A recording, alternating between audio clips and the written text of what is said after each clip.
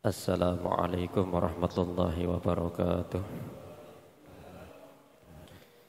Liridha illahi ta'ala wa lisyafaati rasulillahi sallallahu alaihi wasallam wa likaramatan sultanil aliyah syaitan syabdul qadir jalil qadar sabasirrahu ba'liman ada syekhina wa masyaykhina thumma la khandrat syekh imam al-alim allama sahibul fadilah syekh sya'arani rahimahullah nafan wa ridwani amin syai'un lillahumul fatihah. A'udzu billahi minasyaitonir rajim. Bismillahirrahmanirrahim. Alhamdulillahirabbil alamin arrahmanir rahim. Shiratal ladzina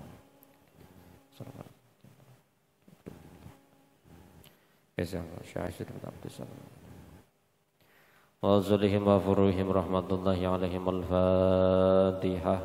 A'udzu billahi minasyaitonir rajim. Bismillahirrahmanirrahim. Alhamdulillahi rabbil alamin arrahmanir rahim maliki yaumiddin iyyaka na'budu wa iyyaka nasta'in ihdinas siratal mustaqim siratal ladzina an'amta 'alaihim ghairil maghdubi 'alaihim waladdallin thumma ila jami'i ahli qubur al muslimina wal muslimati wal mu'minina wal mu'minati masyariqati magharibiha barriha wa barriha khususun aba'ana wa ummahatina wa jaddadana wa jaddina wa masyana wa qurbina wa sajamil malaikatil muqarrabin jamilan bil mursalin jamil awliya fi hadal majid wa fi hadhil qaryah majasam wa fi hadhil madinah kabupaten Tegal wa fi baldatina Indonesia fil arabi wal ajam syai'un lillahumul fatihah.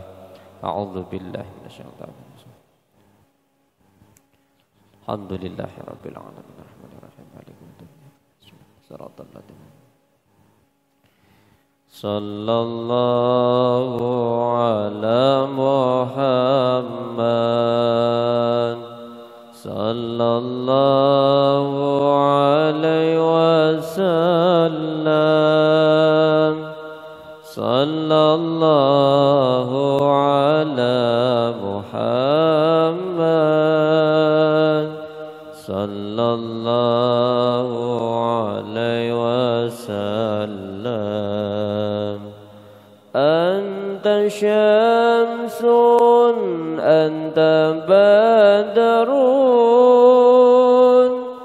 anta nurun fawqa nuri anta syamsun anta badrun anta nurun fawqa nuri anta iksiru wa ghali anta misbahu suduri sallallahu ala Muhammad sallallahu alaihi wasallam sallallahu ala Muhammad sallallahu alaihi wasallam. Bismillahirrahmanirrahim. Alhamdulillahi rabbil alamin. Wassalatu wassalamu ala sayyidina wa maulana Muhammadin al-fatih lima ukhlika wal hatim lima sabaqa nasiril haqqi bil haqq wal hadi ila siratikal mustaqim wa ala alihi haqqa qadrihi wa miqdarihi al-azim. Rabbi shrah li sadri wa yassir li amri wahlul 'uqdatam min lisani yafqahu qawli. A'udzu billahi minasyaitonir rajim. Bismillahirrahmanirrahim. Wa'bud rabbaka hatta ya'tiyakal yaqin. Shadaqallahul 'azim. Wa balagha rasuluhul karim wa nahnu ala ma khaliquna wa rasikuna wa mulana minasyahidina syakirin biqalbin salim walhamdulillahi rabbil alamin. Amma ba'du. Hadratil mukarramin para alim para asatid para sepuh pilih sepuh ingkang tansah kawula mulyakaken, pengurus Masjid Nurul Falah yang saya hormati, jamaah Masjid Nurul Falah yang dimuliakan Allah Subhanahu wa taala. Alhamdulillah wa bi'idnillah wa aunillah. Dengan izin pertolongan Allah kita semua masih diberikan kesehatan, masih diberikan kenikmatan iman, bisa bermujalasah, bermuwajahah di tempat yang mulia. Mudah-mudahan ibadah yang kita laksanakan akan menjadi penyelamat penolong kita di dunia sampai di akhirat kelak. Allahumma amin. Salawat salam tercurahkan dumateng junjungan kita Nabi Agung Nabi besar Muhammad Rasulullah sallallahu alaihi wasallam. Mudah-mudahan besok di hari kiamat nanti kita semua akan mendapatkan syafaatnya. Amin Allahumma amin. Bismillahirrahmanirrahim. Qala al-musannif rahimahullah wa nafa'ana wa bi ulumihi wa amitana bi asrarihi amin. Kanjeng Nabi ngendika, ya Ali, man ikhtasala yaumal jum'ah ghafarallahu lahu ma bainal jum'ah ilal jum'ah. Ya Ali, hai Ali, man sapane wong ikhtasala kang adus sapa wong yaumal jum'ah ing dalem dina Jumat. Kanjeng Nabi menyampaikan maring Sayyidina Ali bahwa yen ana wong kok adus di hari Jumat, ghafara maka ngapura sapa Allah Gusti Allah lahu maring wong sing adus dina Jumat. Bainal Jum'ata ila Jum'ah. Jadi orang yang ketika mandi di hari Jumat untuk niat mandi melaksanakan sholat Jumat, Allah akan menghapus mengampuni dosanya dari Jumat ini menuju Jumat yang akan datang. Dalam keterangan hadis tersebut diantaranya termasuk dosa kecil kita terhapus sampai menuju Jumat yang akan datang. Itu keutamaan mandi di hari Jumat. Maka ketika panjenengan ngelampahi mandi di hari Jumat, istilahnya benar-benar diniati untuk sholat Jumat, maka mulai masuknya melaksanakan mandi sholat Jumat itu di waktu kapan? Maka penjelasan di kitab fikih itu dijelaskan bahwa mandi di waktu Jumat itu ketika di waktu fajar, di waktu subuh. Utamanya adalah ketika panjenengan mau melaksanakan sholat Jumat, mandi dulu.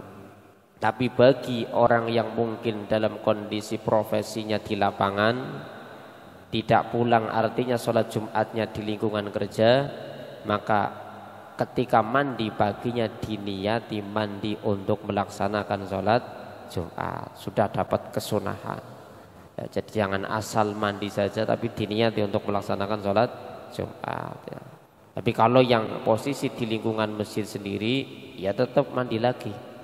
Ya, mandi lagi ketika akan berangkat sholat Jumat. Tapi kalau yang khusus, yang di luar, maka mandi paginya sudah boleh diniati untuk mandi sholat Jumat. Maka dilebur dosanya dari Jumat satu menuju Jumat yang akan datang. Wa ja'ala lan dadekake sapa Allah dalika mengkono-mengkono adus sawaban ing ganjaran. Allah menjadikan orang yang mandi tersebut akan dijadikan sebagai pahala fi qabrihi, di dalam kuburnya. Di dalam kuburnya dia akan mendapatkan pahala karena dia akan melaksanakan ibadah sholat Jumat dengan mandi terlebih dahulu. Wasakulo lan abot ovo ganjaran ala mizanihi ing atase timbangane wong. Jadi dengan mandi tersebut mendapatkan pahala tersebut akan menjadi tambahnya timbangan kebaikan. Artinya ndadekaken timbangan tersebut berat karena pahala ganjaran. Cukup dengan mandi saja, ya. Dengan mandi sudah dapat pahala besar. Ya, makanya ketika kita 1 minggu sekali Jumat diusahakan, ya, harus mandi. Terkecuali dalam kondisi mungkin greges meriang, itu ya sudah usah mandi wudu, tidak apa-apa, wudu saja tidak apa-apa. Tapi kalau kondisi sehat, ya istilahnya dimanfaatkan, karena itu mandi yang utama.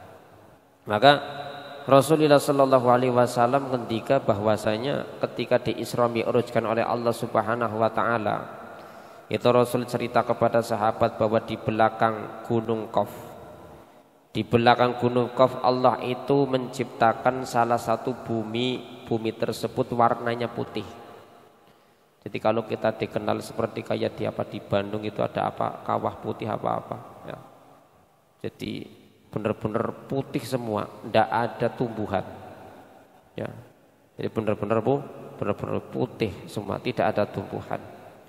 Dan luasnya yang ada di belakang Gunung Qaf, bumi itu diciptakan oleh Allah itu luasnya 7 kali lipatnya dunia.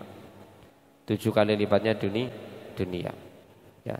Jadi bumi yang kita di dunia ini itu nanti ada yang bahasa itu tadi Allah ciptakan di belakang Gunung Qaf itu bumi yang putih semua, lebarnya luasnya melebihi dari bumi yang ada di sini dunia. Maka di situ diisi oleh apa? Diisi oleh para malaikat. Saking penuhnya malaikat kata Rasul, ketika ada jarum yang jatuh pasti akan mengenai malaikat. Berarti saking kepek ya, carane wong kepek ya deleng tontonan dangdutan wis kepek rame. Ya, kalau pengajian ya kosong, pinggir tok kayak orang pada minggir. Jadi itu ketika malaikat semuanya kumpul di Gunung Qaf, khususnya di hari Jumat mereka menangis memohon berdoa kepada Allah. Doanya apa malaikat di situ? Malaikat ada dalam penjelasan malaikat tersebut membawa bendera. Benderanya tulisannya kalimat la ilaha illallah Muhammadur Rasulullah. Maka para malaikat tersebut meminta kepada Allah dengan mengucapkan Allahumma ghfir liman ightasala wa hadarul jum'ah. Ya Allah, ampunilah orang yang mandinya karena untuk mendatangi sholat Jumat. Itu dimintakan ampun oleh malaikat yang banyaknya di Gunung Qaf. Ribuan malaikat. Ya, ketika malaikat tidak cuma berdoa, berdoanya sambil nangis minta ya Allah ini umat Muhammad, umat Nabi Muhammad diampuni ya Allah. Mereka mandi untuk melaksanakan sholat Jumat. Ya maka kata Allah, ya udah, karena itu permintaanmu wahai para malaikat, saya kabulkan doamu. Nah, ini beruntung kita sebagai umat Rasulullah didoakan oleh para malaikatnya Allah Subhanahu wa ta'ala. Maka ketika dapat satu ilmu ya diingat-ingat dan dipraktekkan, diamalkan agar itu bisa menjadikan sebagai penolong kita, nah, menunjukkan bahwa diri kita cinta kepada Rasulullah. Ya monggo Rasulullah menyampaikan itu kita laksanakan. Ya Ali, hai Ali, alaikan letapana sira bisiwaki kelawan siwak fafi arba'atu wa isruna. Maka ikut tetap kadua siwak fafi, maka ikut tetap kadua siwak arba'atu wa isruna utawi ana 24 apane fadilatan keutamaane fitini ing dalam agama wal badani lan badan. Rasulullah memberikan wasiat kepada Sayyidina Ali. Wasiatnya adalah, hai Ali, kamu harus sering melaksanakan siwak. Ya, siwak itu ya kayu siwak ketika dibersihkan gigi kita. Ya, seperti orang gosok gigi, ya, digosokkan ke gigi kita ketika apa akan baca Quran, ketika apa akan melaksanakan sholat, ketika akan berzikir, itu lebih utama. Orang yang sholat 2 rakaat dengan siwak lebih utama daripada 70 rakaat tidak bersiwak. Jenengan ngelakoni sholat tahajud jengkang-jengking nganti 20 rakaat kalah kalau wong sing ngelakoni qobliyah nganggo siwak walaupun cuma 2 rakaat. Ya. Nah terus bagaimana agar kita bisa mendapatkan kayu siwak mudah di zaman sekarang? Di toko-toko minyak wangi itu banyak semuanya, harganya pun terjangkau, 10.000 bisa, yang 15.000 bisa, dan itu panjangnya sekitar sejengkal. Ya, sekira-kira sejengkal itu bisa dipotong menjadi 2 atau 3. Yang satu itu bisa digunakan sampai berbulan-bulan. Artinya satu beli 10.000 itu bisa untuk 1 tahun. Bisa untuk 1 tahun. Tapi kelebihannya itu tadi, jenengan melaksanakan sholat sunat 2 rakaat dengan siwak lebih utama, lebih baik daripada 70 rakaat yang tidak bersiwak. Ya, cuman kadang ya istilahnya bang rada ribet. Rada ribetnya itu tadi jaga apa? Jaga dalam kondisi ben aja hilang kepriben. Makanya kalau kayunya saja sedikit segini ya wis dalaning sak yang kok ganti pakaian maning wis kekubah mbune ngendi. Bojone orang ngerti kayu apa sedesak-desakan apa diguwang gitu kan. Ora paham. Makanya disiasati itu tadi diiris-iris biar kulitnya hilang, dimasukkan ke dalam pulpen yang sudah dalamnya kosong, dimasukkan terus ditutup, jadi tempelin di sini ini masukkan ke sakunya. Ya, ini kelihatan pulpen, jadi lebih resik daripada kelihatan sekali kayak gini langsung dimasukkan. Jadi kalau di model kayak gitu jauh lebih bersih, lebih baik lah. Orang melihatnya ya tahunya pulpen itu kan, padahal itu sih siwak. Nah itu bersiwak, karena bagi Rasulullah itu wajib, bagi umat itu sunnah. Itu bersiwak. Ya paling tidak selama hidup kita pernah bersiwak. Jangan sampai tidak. Itu sebagai umat Rasulullah ya senang, Rasulullah senang siwakan, kita ya siwakan. Apalagi nggak usah jenengan titip orang yang umroh dulu, yang haji dulu, di Tegal udah banyak. Di Tegal sudah banyak. Bilang saja beli kayu siwak, itu pasti ada. Tinggal milih yang besar, apa yang sedang, apa yang kecil, dan murah. Baunya wangi, baunya wangi. Itu manfaatnya banyak sekali, 24 fadilah, 24 keutamaan, baik keutamaan agama dan keutamaan badan. Jadi manfaatnya tidak cuma untuk agama saja, termasuk untuk badan. Itu kata Rasul. Ya Ali alaika bisolati awqatiha fa innaha ra'su kulli fadilatin wa sanamu kulli ibadatin. Ya Ali, hai Ali, alaika natapana surah bisolati kelawan solat fi awqatiha ing dalam pira-pira waktune solat. Rasulullah memerintahkan kepada Sayyidina Ali, termasuk kita sebagai umatnya, ketika akan melaksanakan ibadah solat supaya memperhatikan waktu. Termasuk ini di saat-saat ini saya sering mendengar, termasuk di kota itu banyak muadzin yang asal adzan ketika belum waktunya sholat, ya tidak ada artinya adzan, ya kan, tidak ada artinya adzan. Makanya pentingnya waktu sholat itu tadi, biar ngerti itu lebih baik melebihi waktunya 5 menit 10 menit daripada belum waktunya. Maka yang menjadi sebagai dasar sentralnya untuk patokannya adalah Masjid Agung. Setiap masjid setel radio, itu jadinya kita sama, dan di sana ada waktu istiwa. Ya. Jadi kemarin sering dengar di daerah panggung itu 10 menit belum ada sudah adzan dulu. Saya ini dari mana? Akhirnya yang lain yang sama-sama sepuh tidak tahu, wis adzan, melu adzan. Itu kan. Yang kasihan misalkan ketika kondisi ini mungkin hari Senin atau Selasa, Senin atau Kamis ada orang yang puasa. Itu kan kasihan, belum waktunya buka sudah buka kan. Sekalipun 1 menit belum waktunya buka ya tetap batal. Ya, makanya ketika orang-orang yang misalkan biasa Senin Kamis itu kudu benar-benar lihat itu setel dewek di Masjid Agung saja, itu yang jadi patokan. Ya. Jadi makanya ini juga untuk para muadzin yang biasa adzan ya harus diperhatikan. Adzan deleng liyane kayak wis adzan, tetap setel saja. Radionya itu setel saja. Masjid Agungnya kalau sudah adzan ya tinggal ikut adzan. Ya, jangan sampai buat aturan sendiri, kita bukan ahli falak kok ya. Buat aturan sendiri itu belum waktunya, itu tetap ya repot. Apalagi misalkan 10 menit itu kan waktu yang lama kan jaraknya. Kalau mungkin jaraknya 2 menit 1 menit masih ada mending. Kalau 10 menit adanya 3 menit terus orangnya sudah datang terus sholat, ya sholatnya kan tidak sah, belum waktu masuknya waktu sholat. Salah satu syarat orang dikatakan sholatnya itu saya karena sudah masuk waktu sholat. Ya. Terkecuali adzan itu yang diperbolehkan bebas itu di waktu subuh. Ya. Itu ulama pendapat seperti itu, jam suci adzan ya ora apa-apa. Tidak masalah. Nah, sholat jam 2 jam itu tidak apa-apa. Makanya ketika para muadzin yang ketika kondisi misalkan telat, ya kan, telat 10 menit 15 menit tetap adzan saja, tidak usah malu. Wong adzan kok malu.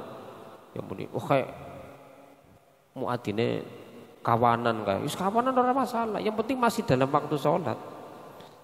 Karena kebiasaan kita mungkin awal waktu, disiplin waktu. Yang ngarani menungsa kan anak lalene, ya.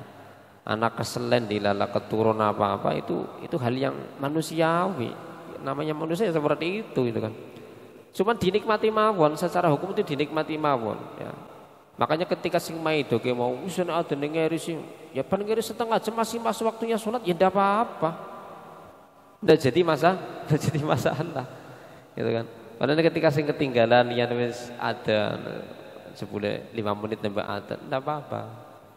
Ya, jangan minder, minder. Kan masih waktu sholat. Coba kalian lihat di daerah, termasuk daerah Taruh, daerah Pangka, waktu asar. Ning kene asar jam 3 kurang, ning kana tengah 5 nembe adzan asar. Kalau tidak percaya sana sendiri. Karena kita sudah terbiasa mesti takut. Kayak adzan apa? Ya kalau ketika masih waktu asar ya berarti adzan asar. Gitu loh. Ya santai biasa karena orang pulangnya dari kebun itu tadi misalkan aktivitas pulangnya jam segitu jam 4. Sehingqa kobre bisa adzannya ya adu satu-satu wudu setengah 5. Tidak jadi masalah secara hukum kalau itu masih dalam waktunya waktu sholat masih ada waktu sholatnya. Ya. Makanya bagi yang muadzinnya syukur-syukur bagus ini kata Rasul kalau kondisinya dia menjaga waktu. Makanya di antara syarat muadzin tadi harus tahu waktu masuknya sholat. Ya. Orang mau asal adzan. Makanya kan ada waktu sholat yang abadi yang seperti di situ itu tuh emang bagus, makanya sering tetap dilihat. Ya, oh ini bulan ini segini, nanti bulan depan nanti ada pergeseran lagi. Untuk sekarang subuh mungkin jam 4 kurang. Bulan depan lagi kan nanti akan semakin jam 4 lebih sampai menuju puasa biasanya setengah 5 sampai mau jam 5 baru mulai. Itu perputaran, tidak sama. Begitu juga bagi yang melaksanakan semacam kayak sholat duha, sholat isyraq, itu juga hati-hati. Harus tetap melihat waktu. Karena di situ adalah waktu yang rawan karena ada waktu yang diharamkan. Ya. Makanya misalkan kalau jam sekarang subuh mungkin jam 4, setengah 7, ya wis duha. Sudah boleh duha. Tapi jangan jadi patokan kok demi subuh setengah 5 jam 5 jenengan duhane setengah 7 itu belum waktunya masuk malah diharamkan oleh dosa. Ya. Makanya patokannya kalau saya menyampaikan ke jamaah pengen istiqomah ya minim itu ketika duha itu jam 8. Jam 8 ketika cuma dalam perputaran 1 tahun sudah masuk waktu sholat duha. Tapi kalau sekarang ya wis sadurunge pan kerja setengah 7 kurang ya wis bisa sudah masuk. Ya, karena subuhnya lebih cepat. Tapi kalau lihat subuhnya setengah 5 jam 5 ya berarti yang lain semakin mundur waktunya, ya kan? Jangan disamakan. Makanya di sini penting ketika ada orang bertanya terus menjawabnya jangan di waktu ini dipukul rata disamakan dengan bulan lain waktunya. Karena waktu itu berubah-ubah, ya kan? Maka itu penting. Ya, maka untuk menjaga waktu, karena dengan menjaga waktu sholat itu sendiri merupakan bagian dari pangkal keutamaan. Wasana mukuli ibadatin menjadi salah satu pokoknya ibadah. Ya Ali tamanna Jibrilu ayyakunu min bani Adam lisabihi sholin. Ya Ali hai Ali tamanna ngarep sapa malaikat Jibril ayyakuna yentoh ana sapa Jibril min bani Adam iku setengah saking pira-pira anak Adam lisab ikhisolin kerana pitung pira-pira tingkah. Rasulullah sallallahu alaihi wasallam itu berwasiat kepada Sayyidina Ali bahwa malaikat Jibril itu ingin sekali menjadi bagian dari anak cucu Adam. Itu ingin sekali, berharap sekali pengen masuk dalam bagian dari anak cucu Adam. Masuk bagian apa? Bagian 7 golongan 7 perilaku 7 amaliyah yang dilakukan oleh anak cucu Adam. Apa? 7 tersebut yang diingini oleh malaikat Jibril. Maka ketika kita melaksanakan jenengan kudu bangga. Karena itu diinginkan oleh malaikat Jibril. Seorang malaikat Jibril kok bisa sampai kepengin masuk di bagian dari anak cucu Adam. Dari 7 tersebut apa? 1 as-sholawatil khamsi ma'al imam. Sholat 5 waktu bareng karo imam, artinya berarti berjamaah. Ini sangat-sangat Jibril itu kepengen nemen, aku pengen jadi lebu golongan wong sing gelem jamaah itu kan. Jamaah sholat 5 waktu. Maka ketika panjenengan dekat dengan masjid aktif untuk berjamaah, panjenengan bersyukur sekali. Harus bangga karena pahalanya besar sekali. Ya, pahalanya besar sekali. Yang kedua mujalasatil ulama, duduk dengan para ulama, duduk ikut kajian ilmu. Nah ini bagian dari sesuatu yang diinginkan oleh malaikat Jibril. Ya. Maka termasuk dalam penjelasan sholat jamaah itu juga pahalanya seperti orang haji umroh, Orang yang datang dari rumah menuju masjid karena ingin ikut ngaji juga pahalanya seperti orang yang berhaji dan umroh. Artinya jenengan ketika setiap ada kajian di Masjid Nurul Falah teka ganjarannya gede. Orang mau ganjaran jamaah tok sampai ditulis dicatat sebagai pahala orang yang berhaji. Jadi jenengan haji terus kan setiap ketemu dina minggu subuh karo bar maghrib pahalanya udah besar sekali. Ya, pahalanya besar sekali. Nah, itu orang yang duduk bareng dengan ulama. Wa iyadatil marid, begitu juga yang diarapaken dening malaikat Jibril, dia ingin sekali masuk golongan apa? Wa iyadatil marid, menjenguk orang yang sakit. Ini juga bagian dari sunnah Rasul. Kanjeng Nabi niliki wong sing priyang. Sing priyang orang mung kancane tok, sing musuhi priyang ditiliki. Ya. Niku kanjeng Nabi. Ya. Kita harus niliki wong priyang paling kanca, tangga, sedulur. Tapi ketika musuhe mriyang ora ditiliki malah puas ladas. Malah muatane wis ben modar wae. Padahal kanjeng Nabi kan tidak.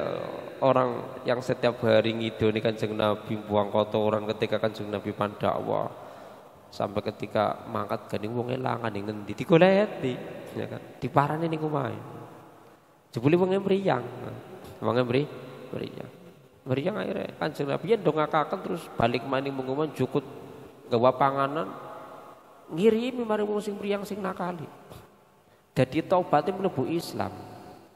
Oleh ketika jenengan dimusuhi tanggane apa sering dikirimnya kok ora bakal jengkel ya ora bakal jengkel. Karena itu sudah hadisnya kanjeng Nabi tahabu wong sing sering memberi maka akan tercipta saling mengasihi. Anane tangga ribut karena orang saling berbagi oleh rezeki dipangan dewek ya. Ya oke. Coba kalau kita berbagi benar-benar melaksanakan itu dijamin lingkungan pasti rukun. Orang mungkin bakal ngamuk-ngamuk terus. Wah kayak maning ana rezeki ngene. Kan ora kepenak kapan gak nyami ya. Masalahnya karena kita tidak mau berbagi. Ketika berbagi jelas dijamin tahabu. Sering memberi, sering berbagi akan tercipta saling menyayangi, mencintai. Ya, karena ketika lingkungan saling membenci, semoga ciptakan saling berbagi. Kuncinya niku. Watasyi'il janazah. Terus yang menjadi golongan yang sangat diharapkan malaikat Jibril masuk ke dalam golongan orang yang ngiringi jenazah. Ngiring jenazah. Makanya ketika yang jadi masalah ketika umat Islam kadang istilahnya ada orang meninggal sing takziah akeh, tapi sing nyolati setitik. Sing takziah wong 50, sing nyolati wong 10. Ini kan padahal pahalanya kan gede nyolati kan. Sebagai penghormatan terakhir dan intinya yang namanya sholat ya tetap itu sesuatu yang baik. Kadang ketika ditanya murid orang bisa, dapung sholat 5 waktu bisa, kok sholat jenazah orang bisa. Nah, sebenarnya lebih gampang sholat jenazah apa sholat fardu? Sholat 5 waktu kan lebih mudah sholat jenazah kan, laka rukune laka sujude. Dan dengan kelakuannya setiap saat misalkan, makanya kan kadang lucu umat Islam melaksanakan sholat 5 waktu sujud ruku bisa, tapi sholat jenazah sih mung takbir ping papatok mun ini orang bisa. Ini kan aneh kan? Coba dipikir secara akal itu aneh, ini kan?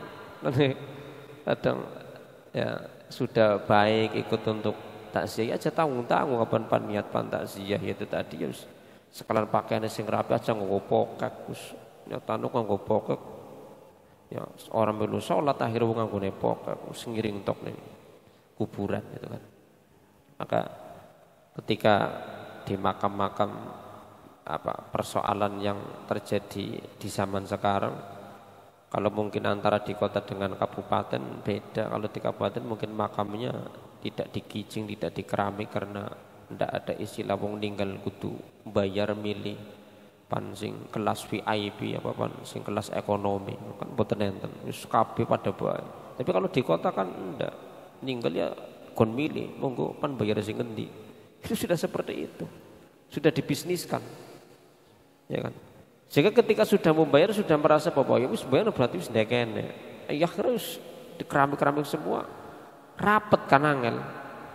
Ya kan.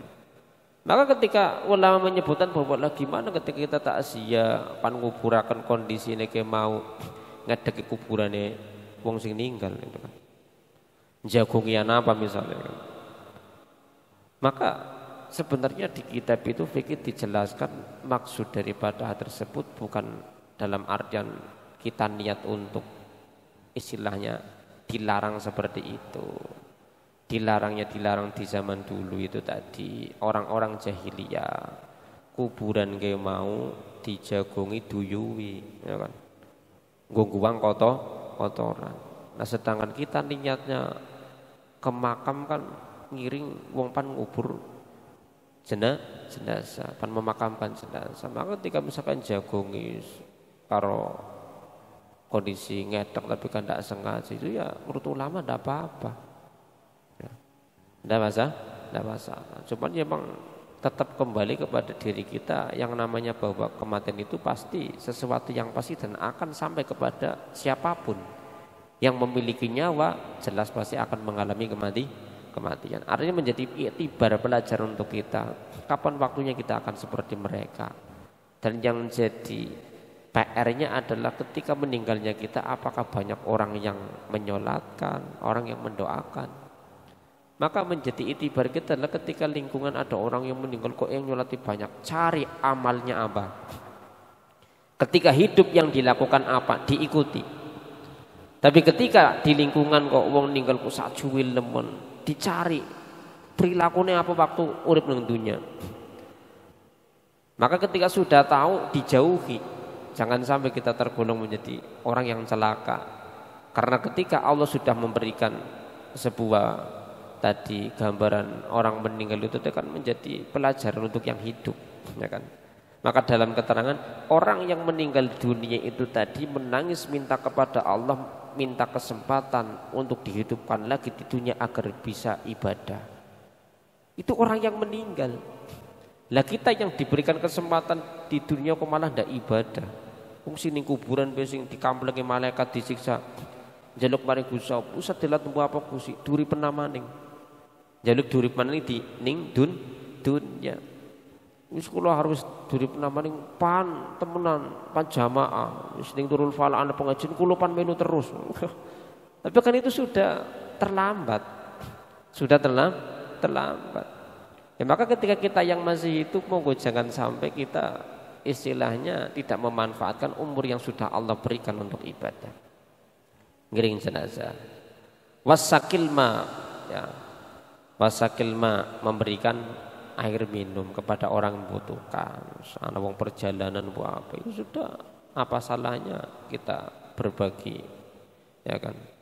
Memberikan minuman untuk orang yang membutuhkan.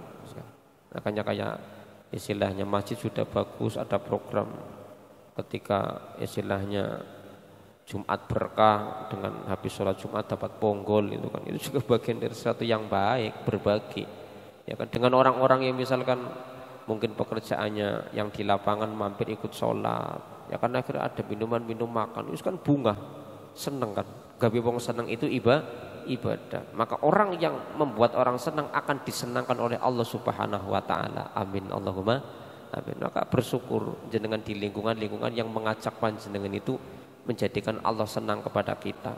Ya, aja menura karo temen ana punggul-punggulan ana apa, jawane kepriben pengen dikenal apa. Engko ta setan lho ya. Sing bisiki setan. Lu hal api kok ora seneng. Berarti setan. Ketika kalau kita benar-benar istilahnya orang yang beriman akan mendukung dalam hal kebaikan. Dalam hal kebaikan. Wasulhi bainal isnaini mendamaikan orang yang sengketa aja malah ngompori lagi tukaran malah dikompori perintahnya itu didamaikan makanya orang yang ketika marah kata Rasul innal ghadaba minasyaitan fa inna syaitana khuliqa minan nar bahwasanya kemarahan itu datangnya dari setan itu diciptakan oleh Allah Subhanahu wa taala dari api. Maka api cuma bisa dipadamkan dengan air. Rasul memerintahkan umatnya ketika marah cepat-cepat ambil wudhu. Ya makanya orang kalau marah kan awalnya dari mata pendelik-pendelikan kok akhirnya cangkem. Arep cangkem akhirnya orang kuat menyat, arep menyat kok tangannya jalan, busikile jalan. Ya makanya untuk meredam itu sering-sering berwudu. Dengan berwudu maka akan meredamkan amarah. Ya, sing emosinan insyaallah wong sing kondisine salate sregep 5 waktu, insyaallah ora gampang emosi. Ya. Karena diredam oleh air wudu. Ya, tadi disiram oleh air wudu. Wa ikramil jar. Nah, terus golongan yang selanjutnya yang sangat diinginkan oleh malaikat Jibril adalah memuliakan tetangga. Rasulullah sallallahu alaihi wasallam juga ngendika mangkana yu'minu billahi wal yaumil akhir falyukrim jarahu. Ketika kita iman kepada Allah, iman kepada Rasulullah, muliakanlah tetangga kita. Itu perintahnya seperti itu. Artinya hidup bertetangga ya harus saling menghormati. Saja sekarang beda pater jenengan tiba pan sing nulungi dulure sing perek tangga jenengan mati sing pan kubur terdulure ya mesti tangga. Maka tetap hidup bertetangga harus yang baik karena Rasulullah mengajarkan seperti itu. Ketika kita sudah baik insyaallah akan menjadi orang yang dimuliakan oleh Allah karena kita baik kepada orang lain.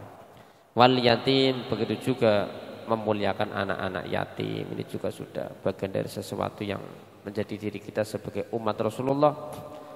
Karena orang yang cinta kepada Rasulullah buktikan bahwa kita cinta kepada anak-anak yatim, cinta kepada fakir miskin. Dan ini sudah dilaksanakan termasuk di masjid ini dengan adanya santunan. Ini sudah sesuatu yang baik.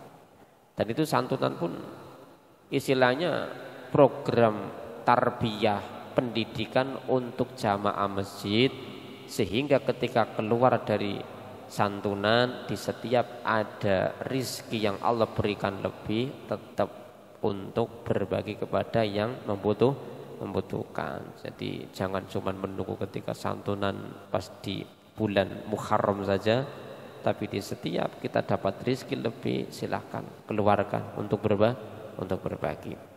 Fahris ala dzalik, ya, maka harus benar-benar kita semangat untuk melaksanakan itu semua, ya, insyaallah ya, diri kita agar tergolong sebagai umat Rasulullah yang senantiasa melaksanakan perintah Allah dan perintah Rasulullah sehingga mudah-mudahan mendapatkan ridho, mendapatkan